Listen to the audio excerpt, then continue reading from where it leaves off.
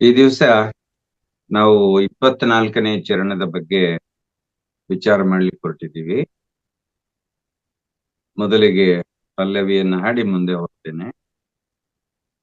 ಭಜ ಗೋವಿಂದಂ ಭಜ ಗೋವಿಂದಂ ಗೋವಿಂದಂ ಭಜ ಮೂಢಮತೆ ಸಂಪ್ರಾಪ್ತೆ ಸನ್ನಿಹಿತೆ ಕಾಲೇ नहि नहि रक्षति दुःखं करणे भज गोविंदम भज गोविंदम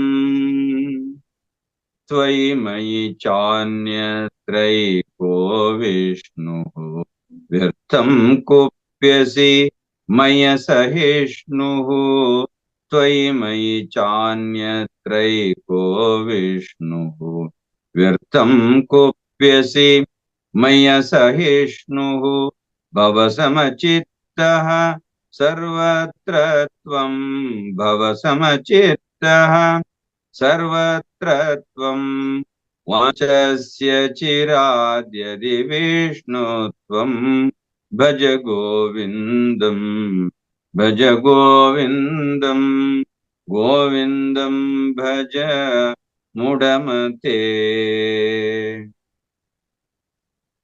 ಆತ್ಮೀಯರೇ, ಈ ಒಂದು 24ನೇ ಚರಣದಲ್ಲಿ ಏನ್ ಹೇಳ್ತಾ ಇದ್ದಾರೆ ಅಂದ್ರೆ, ನಮ್ಮ ದೇಶದಲ್ಲಿ ಸಾವಿರಾರು ವರ್ಷಗಳಿಂದ ಸಾವಿರಾರು ಮಂದಿ ಜ್ಞಾನಿಗಳು ಕೈಗೊಂಡಂತಹ ಆತ್ಮ ಸಾಕ್ಷಾತ್ಕಾರದ ವಿವಿಧ ಮಾರ್ಗಗಳನ್ನ ಕುರಿತು ಇಲ್ಲಿ ಆಚಾರ್ಯರು ಪ್ರತಿಪಾದನೆ ಮಾಡಿದ್ದಾರೆ. ನಿನ್ನಲ್ಲಿ ನನ್ನಲ್ಲಿ ಎಲ್ಲೆಲ್ಲಿಯೂ ಸರ್ವವ್ಯಾಪಿಯಾಗಿ ವ್ಯಾಪಿಸಿಕೊಂಡಿರ್ತಕ್ಕಂಥ ಸತ್ಯ ಅದು ಒಂದೇ ಒಂದು. ಆ ಸತ್ಯ ಯಾವುದು ಅಂತಂದ್ರೆ, ಎಲ್ಲರೊಳಗೂ ತಾನೇ ಅಡಕವಾಗಿರ್ತಕ್ಕಂತಹ ಭಗವಾನ್ ವಿಷ್ಣುವನ್ನ ಇಲ್ಲಿ ಪ್ರಧಾನವಾಗಿ ತಗೊಂಡಿದ್ದಾರೆ. ಯಾವ ಗುರುವಿಗೂ ಕೆಲವು ನಿರ್ದಿಷ್ಟ ಹಾಗೂ ಮೂಲಭೂತ ತತ್ವಗಳನ್ನ ಬೋಧಿಸುವಾಗ ಏಕ ಪ್ರಕಾರವಾದಂತಹ ಮಾರ್ಗವನ್ನ ಬಿಡೋದಕ್ಕೆ ಸಾಧ್ಯವಾಗುವುದು. ಮೇಧಾವಿಗಳು, ಜ್ಞಾನದಾಹವುಳ್ಳವರು ಆದಂತ ಶಿಷ್ಯರು ಹೊಸ ಹೊಸ ವಿಚಾರಗಳಿಗಾಗಿ, ಹೊಸ ಹೊಸ ಧ್ಯೇಯಗಳಿಗಾಗಿ, ನಿತ್ಯ ನೂತನವಾದ ಸತ್ಯ ದರ್ಶನಗಳಿಗಾಗಿ ಶ್ರಮ ಪಡ್ತಾ ಇರ್ತಾರೆ. ಏಕ ಪ್ರಕಾರವಾಗಿ ಇರೋದಕ್ಕೆ ಸಾಧ್ಯವೇ ಇಲ್ಲ. ಬೌದ್ಧಿಕ ಮಟ್ಟದಲ್ಲೂ ಕೂಡ ನಮ್ಮ ಚೇತನ ವಿನೂತನತೆಯನ್ನ ಕೇಳ್ತಾ ಹೋಗುತ್ತೆ, ಅರಸ್ತಾ ಹೋಗುತ್ತೆ, ಹುಡುಕ್ತಾ ಹೋಗುತ್ತೆ. ಗುರು ಹೇಳಿದ್ದನ್ನೇ ಕೇಳುವುದನ್ನು ಕೇಳುವ ಶಿಷ್ಯನ ಮುಖದಲ್ಲಿ ಅವನಿಗೆ ಅರಿವಿಲ್ಲದಂತೆ ಅವನಲ್ಲಿ ನಿರಾಸಕ್ತಿ ಉಂಟಾಗ್ಬಿಡುತ್ತೆ. ಕೆಲವು ಸತಿ ಹೇಳಿದ್ದನ್ನೇ ಹೇಳ್ತಾ ಹೋದಂತೆ ಶಿಷ್ಯನ ಮುಖದಲ್ಲಿ ನಿರಾಸಕ್ತಿ ಅಂತಕ್ಕಂಥದ್ದು ಕಾಣಿಸಿಕೊಂಡಾಗ ಗುರು ಅದನ್ನ ಅರಿತುಕೊಂಡು ನೇರವಾಗಿ ಶಿಷ್ಯನ ಜೊತೆಯಲ್ಲಿ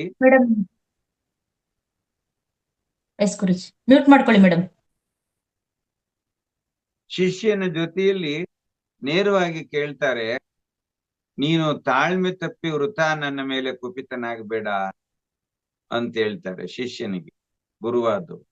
ಯಾಕಂದ್ರೆ ಗುರುವಾದಂತವರ ಉದ್ದೇಶ ಏನು ಅಂತ ಹೇಳಿದ್ರೆ, ಯಾವುದೇ ಒಂದು ವಿಷಯವನ್ನ, ಯಾವುದೇ ಒಂದು ವಿಚಾರವನ್ನ ಪದೇ ಪದೇ ಮೇಲಿಂದ ಮೇಲೆ ಹೇಳಿದಾಗ ಮಾತ್ರ ಶಿಷ್ಯನ ಮನಸ್ಸಿಗೆ ಆಳವಾಗಿ ನಿಲ್ಲೋದಕ್ಕೆ ಸಾಧ್ಯ. ಹಾಗಾಗಿ ಅದನ್ನೇ ಹೇಳ್ತಾ ಹೋದಾಗ ಶಿಷ್ಯನಲ್ಲಿ ನಿರಾಸಕ್ತಿ ಉಂಟಾದಾಗ ಗುರು ಅಂಥವ್ರನ್ನ ಗುರುತಿಸಿ ಹೇಳ್ತಾರೆ, ನೀನು ವೃಥ ನನ್ನ ಮೇಲೆ ಕುಪಿತನಾಗ್ಬೇಡ ಅಂತ ಹೇಳ್ತಾರೆ. ಯಾಕೆ ಅಂತ ಹೇಳಿದ್ರೆ, ಗುರುಗಳು ಜ್ಞಾನ ಉಪಾಸಕರಾದಂತಹ ಶಿಷ್ಯರಿಗೆ ಸೂಕ್ಷ್ಮ ಜ್ಞಾನವನ್ನ ಬೋಧಿಸ್ಬೇಕಾದ್ರೆ ಪುನರಾವರ್ತನೆಗಿಂತ ಮಿಗಿಲಾದಂತಹ ಮಾರ್ಗ ಮತ್ತೊಂದು ಇರೋದಿಲ್ಲ. ಆದ್ರಿಂದ ಮತ್ತೆ ಮತ್ತೆ ಮತ್ತೆ ಮತ್ತೆ ಹೇಳ್ತಾ ಹೋಗ್ಬೇಕಾಗತ್ತೆ ಆ ವಿಚಾರವನ್ನು. ಸೂಕ್ಷ್ಮ ಜ್ಞಾನವನ್ನ ಅರಿಯುವ ಮಾರ್ಗವೆಂದರೆ ಪುನರಾವರ್ತನೆ. ನಾವು ಕೂಡ ಅಷ್ಟೇ ಒಮ್ಮೆ ಓದಿದ್ದು ಮರ್ತೋಗ್ಬಿಡುತ್ತೆ. ಮತ್ತೆ ಯಾವುದೇ ಒಂದು ಆಧ್ಯಾತ್ಮ ಗ್ರಂಥವನ್ನ ನಾವು 1 ಸಾರಿ ಅಲ್ಲ, 10 ಸಾರಿ ಅಲ್ಲ, 20 ಸಾರಿಯಾರು ನಾವು ಅವಲೋಕನ ಮಾಡ್ತಾ ಹೋಗ್ಬೇಕಾಗ್ತದೆ. ಒಂದೊಂದು ಸಾರಿ ಅವಲೋಕನ ಮಾಡಿದಾಗಲೂ ಕೂಡ ಅದ್ರಲ್ಲಿರ್ತಕ್ಕಂಥ ಸೂಕ್ಷ್ಮತೆ ಅಂತಕ್ಕಂಥದ್ದು ಒಂದೊಂದು ಸಾರಿಗೂ ಮತ್ತೆ ಮತ್ತೆ ಅದು ಹೆಚ್ಚುತ್ತಾ ಹೋಗುತ್ತೆ. ಒಂದ್ಸಾರಿ ಓದಿದ್ದೀನೆಲ್ಲ ಬಿಡು ಅಂತೇಳಿ ಆ ಗ್ರಂಥವನ್ನ ಪಕ್ಕಕ್ಕೆ ಇಟ್ಬಿಟ್ರೆ ಅದ್ರಲ್ಲಿದ್ದಂತ ಸಾರವನ್ನ ಪೂರ್ಣ ಅರಿಯೋದಕ್ಕೆ ಸಾಧ್ಯವಾಗೋದೇ ಇಲ್ಲ. ಆದ್ರಿಂದ ಇಲ್ಲಿ ಪುನರಾವರ್ತನೆ ಅಂತಕ್ಕಂಥದ್ದು ಬಹಳ ಮುಖ್ಯ ಅಂತ ಹೇಳ್ತೇವೆ. ಪರಿಪೂರ್ಣತೆಯ ಅರಿವು ದೊರೆತ ಬಳಿಕ ಅವನಿಗೆ ಮತ್ತೆ ಅಪೂರ್ಣ ಸ್ಥಿತಿಯ ಅನುಭವ ಉಂಟಾಗ್ಬೇಕಾದ್ರೂ ಕೂಡ ಅವಕಾಶ ಇರೋದಿಲ್ಲ ಅಂತ ಹೇಳ್ತಾರೆ. ಪರಿಪೂರ್ಣತೆಯ ಅರಿವು ದೊರೆತ ಬಳಿಕವೂ ಕೂಡ ಮತ್ತೆ ಅವನಿಗೆ ಅಪೂರ್ಣ ಸ್ಥಿತಿಯ ಅನುಭವ ಉಂಟಾಗೋಕ್ ಸಾಧ್ಯವೇ ಇಲ್ಲ. ಅವನು ಪೂರ್ಣವಾಗ್ತಾನೆ. ಯಾಕೆಂತಂದ್ರೆ ಎಲ್ಲರೊಳಗೂ ನಾನೇ, ಸಕಲ ಜೀವರಾಶಿಗಳಲ್ಲಿಯೂ ಅಣುರೇಣು ತೃಣ ಕಾಷ್ಟಗಳಲ್ಲಿಯೂ ನಾನೇ ಇದ್ದೀನಿ ಅಂತಕ್ಕಂಥದ್ದು ಯಾವಾಗ ಬರುತ್ತೋ ಆವಾಗ ಅವನಲ್ಲಿ ಮತ್ತೆ ಅಪೂರ್ಣ ಸ್ಥಿತಿ ಅಂತಕ್ಕಂಥದ್ದು ಬರೋದಿಲ್ಲ. ಇಲ್ಲಿ ಶ್ರೀ ಗೌಡಪಾದರು ಬರೆದಿರ್ತಕ್ಕಂತಹ ಮಾಂಡುಕ್ಯ ಕಾರಿಕದಲ್ಲಿ ದ್ವೈತದಲ್ಲಾದರೆ ಅನುಮಾನಕ್ಕೆ ವಿವರಣೆಗೆ ಅವಕಾಶ ಇದೆ. ದ್ವೈತದಲ್ಲಿ ಅನುಮಾನ ಶುರುವಾಗ್ಬಿಡುತ್ತೆ, ಮತ್ತೆ ಅಲ್ಲಿ ಸಾಕಷ್ಟು ವಿವರಣೆಯನ್ನು ಕೊಡ್ಬೇಕಾಗತ್ತೆ. ಆದ್ರೆ ಅದ್ವೈತದಲ್ಲಿ ಅನುಮಾನಕ್ಕೆ ಆಸ್ಪದವೇ ಇಲ್ಲ. ಬ್ರಹ್ಮ ಇರ್ತಕ್ಕಂಥ ಒಂದೇ, ಅದು ಎಲ್ಲರೊಳಗೂ ತಾನೇ ತುಂಬಿಕೊಂಡಿರ್ತಕ್ಕಂಥದ್ದು ಅಂತ ಯಾವಾಗ ಅರಿವಿಗೆ ಬಂದ ಮೇಲೆ ದ್ವೈತಕ್ಕೆ ಅವಕಾಶವೇ ಇಲ್ಲ. ಮತ್ತೆ ಇಲ್ಲಿ ಅನವಶ್ಯಕವಾದಂತ ಸಂಶಯಗಳಿಗೂ ಇಲ್ಲ ಅವಕಾಶವಿರೋದಿಲ್ಲ. ಆದ್ರಿಂದ ಅವನಿಗೆ ಪರಬ್ರಹ್ಮ ಜ್ಞಾನ ಲಭಿಸುವವರೆಗೂ, ಅಂದ್ರೆ ಒಬ್ಬ ವ್ಯಕ್ತಿಯಲ್ಲಿ ಪಾರಮಾರ್ಥ ಜ್ಞಾನ ಅಥವಾ ಬ್ರಹ್ಮಜ್ಞಾನ ಲಭಿಸುವವರೆಗೂ, ಅಂದರೆ ಸಾಧಕನ ಹೃದಯದಲ್ಲಿ ತನಗೆ ತಾನೇ ಆ ಪರಮಸತ್ಯ ಹೊಳೆಯುವವರೆಗೂ ಗುರು ಉದ್ದೇಶಪೂರ್ವಕವಾಗಿ ಮತ್ತೆ ಮತ್ತೆ ಒತ್ತಿ ಹೇಳುತ್ತಲೇ ಇರಬೇಕಾಗುತ್ತದೆ. ಮತ್ತೆ ಮತ್ತೆ ಆ ಬ್ರಹ್ಮಜ್ಞಾನದ ವಿಚಾರವನ್ನ ಹೇಳ್ತಾ ಹೋಗ್ಬೇಕಾಗ್ತದೆ. ಈ ರೀತಿ ನೀನು ತಾಳ್ಮೆ ತಪ್ಪಿ ನನ್ನ ಮೇಲೆ ಸಿಟ್ಟಾಗುವುದರಲ್ಲಿ ಅರ್ಥವಿಲ್ಲ ಎನ್ನುತ್ತಾರೆ ಆಚಾರ್ಯರು. ಒಂದು ಪಕ್ಷ ನೀನು ಬಹುಬೇಗ ಶಾಂತಿಯ ಪೀಠವನ್ನು, ಅಂದರೆ ವಿಷ್ಣುತ್ವವನ್ನ ಪಡಿಬೇಕಾಗಿದ್ದರೆ ಎಂತಹ ಸನ್ನಿವೇಶದಲ್ಲೂ ಸಮಚಿತ್ತವುಳ್ಳವನಾಗಿರು. ಎಂತಹ ಸಂದರ್ಭ ಬಂದ್ರೂ ಕೂಡ ಅಲ್ಲಿ ಸಮಚಿತ್ತವನ್ನ ಉಳ್ಳವನಾಗಿರ್ಬೇಕು. ಎಲ್ಲ ಶಾಸ್ತ್ರ ಗ್ರಂಥಗಳ ಸಂಪುಟಗಳ ಮಹಾ ಅಧ್ಯಯನ ಮಾಡಿದ್ದರೂ ನಿನಗೆ ಅನಂತದ ಅಮೃತತ್ವದ ಜ್ಞಾನ ಲಭಿಸದೆ ಹೋಯಿತೆಂದು ಕುಪಿತನಾಗಬೇಡ. ಎಷ್ಟೋ ಗ್ರಂಥಗಳಿದಾವೆ, ಸಾವಿರಾರು ಗ್ರಂಥಗಳಿವೆ ಅದ್ವೈತವನ್ನ ತಿಳಿಸ್ತಕ್ಕಂಥವು. ಇಂತಹ ಗ್ರಂಥಗಳನ್ನ ಅಧ್ಯಯನ ಮಾಡಿದ್ರೂ ಕೂಡ ನಿನಗೆ ಆ ಅನಂತದ, ಅಂದ್ರೆ ಭಗವಂತ ಅನಂತ, ಅವನು ಲಿಮಿಟೆಡ್ ಆಗಿರುವಂತವನಲ್ಲ. ಅದಕ್ಕೆ ಬ್ರಹ್ಮ ಅಂತಂದ್ರೆ ಬೃಹತ್ತಾದದ್ದು.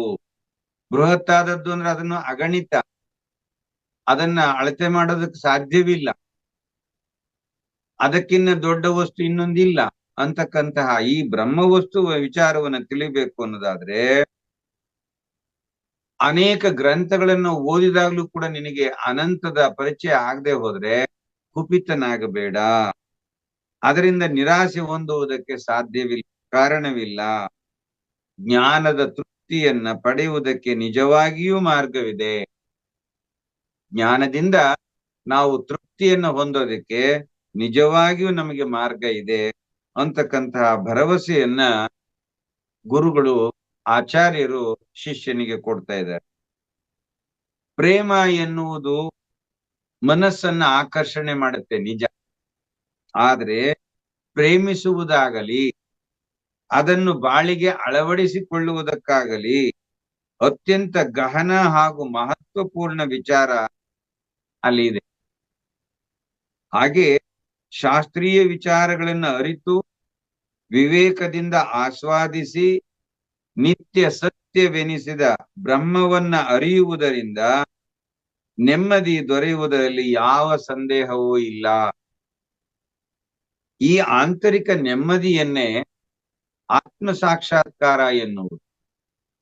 ಇದನ್ನು ಗಳಿಸಲು ಕೇವಲ ಶಾಸ್ತ್ರ ಗ್ರಂಥಗಳನ್ನ ಅನುಸರಿಸುವುದಾಗಲಿ ಅಥವಾ ಗ್ರಂಥಗಳಲ್ಲಿರುವ ತಾರ್ಕಿಕ ವಿಚಾರಗಳನ್ನ ಅರಿತು ಅವುಗಳನ್ನು ಒಪ್ಪಿಕೊಳ್ಳುವುದಾಗಲಿ ಅಲ್ಲ. ಅದಕ್ಕೆ ನಮ್ಮ ಮಾನಸಿಕವಾದ ಕೆಲವು ಪ್ರತ್ಯೇಕ ಪರಿಶೀಲನೆಗಳು ಅತ್ಯವಶ್ಯಕ. ಮಹಾಚೇತನದ ಸೂಕ್ಷ್ಮ ಪ್ರಚೋದನೆಗಳಿಗೆ ನಮ್ಮ ಮಾನಸಿಕ ಪರಿಶೀಲನೆಗಳೇ ಆಧಾರವಾಗಿರಬೇಕು. ಬ್ರಹ್ಮ ಅಂತಕ್ಕಂಥದ್ದು ಒಂದು ಮಹಾನ್ ಚೇತನ. ಅದನ್ನ ಅರಿತುಕೊಳ್ಬೇಕು ಅಂತ ಹೇಳಿದ್ರೆ ನಮ್ಮ ಮನಸ್ಸು ಬಹಳ ಸೂಕ್ಷ್ಮವಾಗಿರ್ಬೇಕು. ಸೂಕ್ಷ್ಮ ಪ್ರಚೋದನೆಗಳನ್ನ ನಾವು ಪರಿಶೀಲನೆ ಮಾಡ್ತಾ ಹೋದಾಗ ಮಾತ್ರ ಆ ಅನಂತವಾಗಿರ್ತಕ್ಕಂಥ ಮಹಾಚೇತನವನ್ನ ನಾವು ಅರಿಯೋದಕ್ಕೆ ಸಾಧ್ಯವಾಗುತ್ತೆ. ಹಾಗೆ ಈ ಪದ್ಯದಲ್ಲಿ ಪ್ರತಿಪಾದಿತವಾಗಿರುವ ವಿಷಯವೆಂದರೆ ಸಮಚಿತ್ತತ್ವವನ್ನ ಪಡೆಯಲೆತ್ನಿಸು. ಸಾಧ್ಯವಾದಷ್ಟು ಸಮಚಿತ್ತತೆ, ಉದ್ವೇಗಕ್ಕೆ ಒಳಗಾಗದೆ, ಅಸಹನೆಗೆ ಒಳಗಾಗದೆ ಸಮಚಿತ್ತುವಂತವನ್ನ ಪ್ರಯತ್ನ ಮಾಡು. ಯಾವುದಕ್ಕೋಸ್ಕರ? ಬ್ರಹ್ಮವನ್ನ ಅರಿಯಬೇಕಾದ್ರೆ ಆ ಸಮತತ್ವವನ್ನ ತಂದುಕೊಳ್ಳೋದಕ್ಕೆ ಪ್ರಯತ್ನ ಮಾಡು. ಮತ್ತೆ ಈ ಜಗತ್ತಿನಲ್ಲಿ ಜೀವಿಸುವಿರುವಾಗ ಈ ಘಟನೆಗಳು ಕಾಲ ಪ್ರವಾಹದಲ್ಲಿ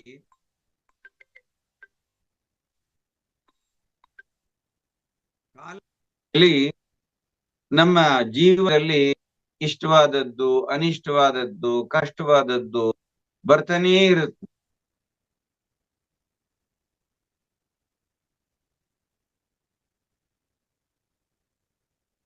ಕ್ಷಮಿಸಿ,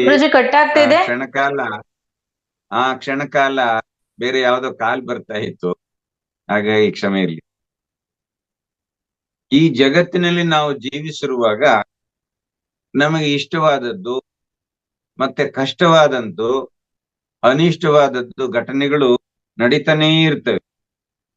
ಈ ಕಾಲ ಪ್ರವಾಹದಲ್ಲಿ ತೇಲಿ ಬಂದು ಹೋಗ್ತಾನೆ ಇರುತ್ತೆ. ಇಂತಹ ಸನ್ನಿವೇಶಗಳಲ್ಲೂ ಕೂಡ ಸ್ಥಿರವಾಗಿದ್ದು ಸಮಚಿತ್ತತ್ವವನ್ನ ಪಡೆಯಬೇಕು ಎನ್ನುವುದನ್ನ ಇಲ್ಲಿ ಹೇಳಿರ್ತಕ್ಕಂಥದ್ದು. ಬಾಹ್ಯ ಜಗತ್ತಿನ ವಸ್ತುಗಳಾಗಿರಲಿ, ಜೀವಿಗಳಾಗಿರಲಿ, ನಮ್ಮನ್ನು ಬಾಧಿಸುವುದು ನಮ್ಮಲ್ಲಿರುವ ಇಷ್ಟ ಅನಿಷ್ಟ ವಾಸನೆಗಳಿಗೆ ತಕ್ಕಂತೆ, ನಮ್ಮಲ್ಲಿರ್ತಕ್ಕಂತಹ ಆ ವಾಸನೆಗಳಿಗೆ ತಕ್ಕಂತೆ ನಡೆಯುತ್ತೆ.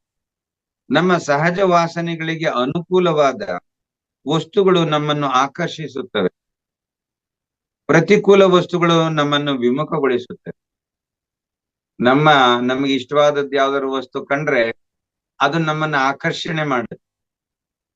ನಮಗೆ ಇಷ್ಟವಿಲ್ಲ ಇರ್ತಕ್ಕಂಥ ವಸ್ತು ಎಷ್ಟೇ ಬಂದ್ರು ಕೂಡ, ಅದು ಎಷ್ಟೇ ಚೆನ್ನಾಗಿದ್ರು ಅದರಿಂದ ನಾವು ವಿಮುಖರಾಗ್ತೀವಿ. ಹಾಗೆ ನಾವು ಈ ಸಮಚಿತ್ತತ್ವವನ್ನ, ಮಾನಸಿಕ ಸಮತೋಲನವನ್ನ ಬೆಳೆಸಿಕೊಳ್ಳಬೇಕಾದ್ರೆ ನಮ್ಮ ಮನಸ್ಸಿನಿಂದ ಸಹಜವಾದಂತಹ ವಾಸನೆಗಳನ್ನ ಸಂಪೂರ್ಣವಾಗಿ ಹೋಗಲಾಡಿಸಿಕೊಳ್ಳುವ ಸಾಹಸವನ್ನು ಮಾಡಬೇಕು. ನಮ್ಮ ಮನಸ್ಸಲ್ಲಿ ಉಂಟಾಗ್ತಕ್ಕಂತಹ ಈ ಕೆಲವು ವಾಸನೆಗಳನ್ನ ಸಂಪೂರ್ಣವಾಗಿ ಹೋಗಲಾಡಿಸ್ಕೊಳ್ತಕ್ಕಂತಹ ಸಾಹಸವನ್ನು ಮಾಡ್ಬೇಕು. ಅದನ್ನ ಸಾಧಿಸಬೇಕಾದ್ರೆ ನಿಷ್ಕಾಮ ಕರ್ಮ, ಭಗವದ್ಭಕ್ತಿ, ಜನಸೇವೆ, ಆತ್ಮಧ್ಯಾನ ನಿಷ್ಠೆ, ನಿರಂತರ ಗ್ರಂಥಾಧ್ಯಯನ ಮತ್ತು ಮನನ, ಈ 5 ಮಾರ್ಗಗಳನ್ನು ನಾವು ಅನುಸರಿಸಬೇಕು. 5 ಮಾರ್ಗಗಳು ಬಹಳ ಪ್ರಮುಖವಾದವು. ಮೊದಲನೇದು ನಿಷ್ಕಾಮ ಕರ್ಮ. ಯಾವುದೇ ಒಂದು ಕರ್ತವ್ಯವನ್ನ ಮಾಡುವಾಗ ಇದನ್ನ ನಾನು ಸೇವೆ ಅಂತಕ್ಕಂತಹ ಭಾವನೆಯಿಂದ, ಅದರಿಂದ ಯಾವುದೇ ಪ್ರತಿಫಲಾಪೇಕ್ಷೆಯನ್ನ ಇಟ್ಟುಕೊಳ್ಳದೆ, ಇದು ನನ್ನ ಕರ್ತವ್ಯ, ಇದು ನನ್ನ ಸೇವೆ ಅಂತಕ್ಕಂತಹ ದೃಷ್ಟಿಯಿಂದ ಮಾಡಿದ್ರೆ ಅದು ನಿಷ್ಕಾಮ ಕರ್ಮವಾಗುತ್ತೆ.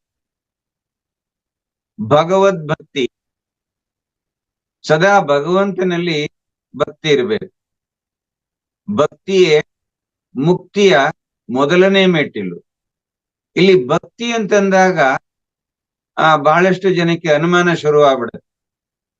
ಭಗವದ್ಭಕ್ತಿ ಅಂತಂದ್ರೆ ದೇವರ ಗುಡಿಯಲ್ಲಿರ್ತಕ್ಕಂತ ಭಗವಂತನ ಮೇಲೆ ಭಕ್ತಿನಾ? ಇಲ್ಲಿ ನಮ್ಮೆಲ್ಲರ ಹೃದಯದ ಒಳಗೆ, ಈ ಹೃದಯ ದೇಗುಲದಲ್ಲಿ ಅತ್ಯಂತ ಸಮೀಪದಲ್ಲಿದ್ದಾನಲ್ಲ, ಆತ್ಮಜ್ಞಾನ, ಆತ್ಮನಲ್ಲಿ ಮನಸ್ಸನ್ನ ಅಲ್ಲಿಟ್ಟು ಸದಾ ನಮ್ಮ ಮನಸ್ಸನ್ನ ಈ ಒಳಗಡೆ ಇರ್ತಕ್ಕಂಥ ಭಗವಂತನಲ್ಲಿ ಭಕ್ತಿ ಮತ್ತು ಜ್ಞಾನದಿಂದ ಇರಬೇಕು. ಭಕ್ತಿಯು ನಿಲ್ಲಬೇಕು, ಅದು ನಿಜ ಮುಕ್ತಿಯ ಕೊಡಬೇಕು. ಒಂದು ತತ್ವ ಇದೆ. ಭಕ್ತಿ ನಿಲ್ಬೇಕು. ಅದು ಯಾವ ರೀತಿ ಇರ್ಬೇಕು ಅಂದ್ರೆ, ಅದು ನಿಜವಾದ ಮುಕ್ತಿಯನ್ನು ಕೊಡುವಂತದ್ದಾಗಿರ್ಬೇಕು. ಕೇವಲ ಯಾವುದೋ ಒಂದು ಹೊಗಳಿಕೆಗೆ ಅಥವಾ ಉತ್ಪ್ರೇಕ್ಷೆ ಮಾಡ್ಲಿಕ್ಕೋಸ್ಕರ ಇರ್ತಕ್ಕಂಥ ಭಕ್ತಿ ಉಪಯೋಗವಿಲ್ಲ.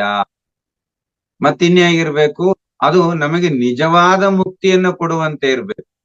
ಅಂತಹ ಭಕ್ತಿಯನ್ನು ನಾವು ಸಾಧನೆ ಮಾಡಬೇಕು. ಮತ್ತೆ ಜನಸೇವೆ ಹೇಳ್ತಾರೆ, ಜನಸೇವೆಯೇ ಜನಾರ್ದನನ ಸೇವೆ. ಮಹಾವತಾರ್ ಫೌಂಡೇಶನ್ ನಲ್ಲಿ ಇದು ಯಥೇಚ್ಛವಾಗಿ ನಡೀತಾ ಇದೆ. ಜನಸೇವೆ ಅಂತಕ್ಕಂಥದ್ದು ಯಥೇಚ್ಛವಾಗಿ ನಡೀತಾ ಇದೆ. ನಿಷ್ಕಾಮ ಕರ್ಮವು ಕೂಡ ಇಲ್ಲಿ ನಡೀತಾ ಇದೆ. ಮೊದಲನೇದು ಅಂದ್ರೆ ಯಾವುದೇ ಪ್ರತಿಫಲಾಪೇಕ್ಷೆಯನ್ನ ಇಟ್ಟುಕೊಳ್ಳದೆ ಮಾಡ್ತಿದೀವಿ. ಇನ್ನು ನಾಲ್ಕನೆಯದು ಆತ್ಮಧ್ಯಾನ ನಿಷ್ಠೆ. ಇಲ್ಲಿ ಏನೇ ಮಾಡಿದ್ರು ಕೂಡ ಆತ್ಮಧ್ಯಾನದಲ್ಲಿ ನಾವು ಹೆಚ್ಚಾಗಿ ನಾವು ನಮ್ಮನ್ನ ತೊಡಗಿಸ್ಕೊಳ್ತಾ ಹೋಗ್ಬೋದು. ಇನ್ನು ನಿರಂತರ ಗ್ರಂಥಾಧ್ಯಯನ, ಆತ್ಮಧ್ಯಾನದ ಬಗ್ಗೆ, ಆತ್ಮಜ್ಞಾನದ ಬಗ್ಗೆ ನಿರಂತರವಾದ ಗ್ರಂಥಗಳನ್ನ ಅಧ್ಯಯನ ಮಾಡ್ತಾ ಇರ್ಬೇಕು. ಬರೀ ಅಧ್ಯಯನ ಮಾಡೋದು ಸಾಲದು, ಮತ್ತೆ ಮನನವನ್ನ ಕೂಡ ಮಾಡಬೇಕು. ಈ 5 ಮಾರ್ಗಗಳನ್ನ ನಾವು ಅನುಸರಿಸಿದ್ರೆ ಖಂಡಿತವಾಗಿ ನಾವು ನಮ್ಮ ಮಾನಸಿಕ ಸ್ಥಿತಿಯನ್ನ, ಸಮತೋಲನವನ್ನ ಉಳಿಸ್ಕೊಂಡು ಹೋಗ್ಲಿಕ್ಕೆ ಸಾಧ್ಯವಾಗುತ್ತೆ. ಇದು ನಮಗೆ ಭಗವದ್ಗೀತೆಯಲ್ಲಿ ನಾವು ಸ್ಥಿತಪ್ರಜ್ಞತ್ವವನ್ನ ಸಾಧಿಸುವುದೇ ಅತ್ಯಂತ ಮುಖ್ಯವಾದದ್ದು. ಎಂತಹ ಇಷ್ಟ ಅನಿಷ್ಟ ಸಂದರ್ಭಗಳಲ್ಲೂ ಕೂಡ ಸಮಚಿತ್ತತೆಯಿಂದ ಇರಬೇಕು ಅಂತಕ್ಕಂಥ ಮಾತನ್ನ ಭಗವಾನ್ ಶ್ರೀಕೃಷ್ಣ ಭಗವದ್ಗೀತೆಯಲ್ಲಿ ಹೇಳ್ತಾ ಇದ್ದಾರೆ. ಎಲ್ಲ ವಸ್ತುಗಳ, ಎಲ್ಲ ಜೀವಿಗಳ ಮತ್ತು ಎಲ್ಲ ಸನ್ನಿವೇಶಗಳ ಬಗ್ಗೆ ಯಾವಾಗಲೂ ಈ ಒಂದು ಸಮತ್ವ ಇರಬೇಕು ಅಂತ ಹೇಳ್ತಾರೆ. ಇದನ್ನೇ ಗೀತಾಚಾರ್ಯರು ಯೋಗ ರಹಸ್ಯ ಅಂತ ಹೇಳ್ತಾರೆ.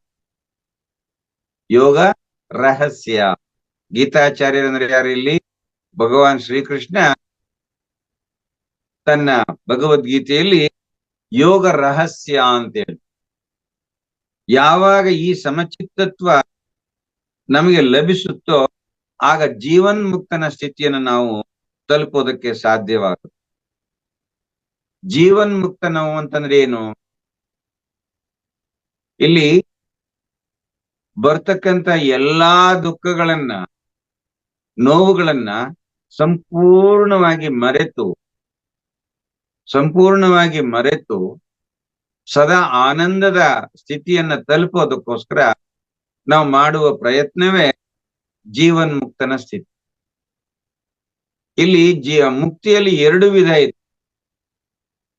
ಜೀವನ್ಮುಕ್ತಿ ಮತ್ತು ವಿದೇಹ ಮುಕ್ತಿ ಅಂತಕ್ಕಂಥದ್ದು 2 ವಿಧ ಇದೆ.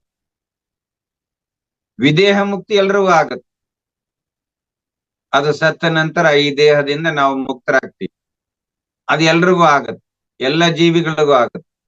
ಆದ್ರೆ ಜೀವನ್ಮುಕ್ತಿ ಅಲ್ಲ, ಇದು ಎಲ್ಲರಿಗೂ ಸಾಧ್ಯ ಇಲ್ಲ. ಬ್ರಹ್ಮಜ್ಞಾನವನ್ನ ತಿಳಿದವನಿಗೆ ಮಾತ್ರ, ಬ್ರಹ್ಮಜ್ಞಾನಿಗೆ ಮಾತ್ರ, ಆತ್ಮಜ್ಞಾನವನ್ನು ಅರಿತವನಿಗೆ ಮಾತ್ರ ಜೀವನ್ಮುಕ್ತನ ಸ್ಥಿತಿಯನ್ನು ತಲುಪೋದಕ್ಕೆ ಸಾಧ್ಯವಾಗುತ್ತೆ. ಈ ಅನುಭವವನ್ನೇ ವಿಷ್ಣುತ್ವದ ಅನುಭವ ಅಂತ ಹೇಳ್ತೀವಿ. ಈ ಅನುಭವವನ್ನ ವಿಷ್ಣುತ್ವದ ಅನುಭವ ಅಂತೇಳಿ ಕರೀತಾರೆ. ಇಲ್ಲಿಗೆ ಈ ಒಂದು 24ನೇ ಚರಣದ ಆ ವಿಚಾರ ಸಂಪನ್ನವಾಗುತ್ತೆ. ಆತ್ಮೀಯರೇ, ಇನ್ನು ಕೇವಲ ಆ 6-7 ಚರಣಗಳಿದ್ದಾವೆ. ಅದನ್ನ ಸಾಧ್ಯವಾದಷ್ಟು ಬೇಗ ಸಂಪನ್ನಗೊಳಿಸೋದಕ್ಕೆ ಪ್ರಯತ್ನ ಮಾಡೋಣ. 2 ಇನ್ನು 7 ಚರಣಗಳಿದ್ದಾವೆ. ಇಷ್ಟು ಸಮಯ ಈ ಒಂದು ವಿಚಾರವನ್ನ ಹೇಳಲಿಕ್ಕೆ ಅವಕಾಶ ಕೊಟ್ಟಂತ ತಮಗೂ, ಮಹಾವತಾರ್ ಫೌಂಡೇಶನ್ನಿನ ರಂಗನಾಥ್ ಜಿಯವರಿಗೂ ಧನ್ಯವಾದಗಳನ್ನ ಸಮರ್ಪಿಸ್ತಾ ಇದ್ದೇನೆ. ಹರಿ ಓಂ.